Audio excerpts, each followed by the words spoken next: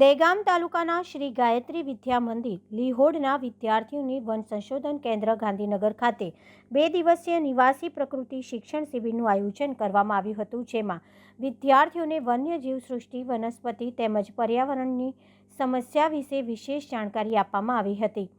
One ભ્રમણ, પર્વતારોહણ, પક્ષી અવલોકન, ચિત્ર સ્પર્ધા, કોલાજ મેકિંગ, કાવ્ય લેખન, પ્રકૃતિ ગીત સ્પર્ધા, પ્રકૃતિ સંવર્ધનના નાટ્ય રૂપાંતર વગેરે જેવી પ્રવૃત્તિ દ્વારા વિદ્યાર્થીઓને પ્રકૃતિ પ્રત્યે સંવેદનશીલ બનાવવાનો અભૂતપૂર્વ પ્રયાસ કરવામાં આવ્યો હતો.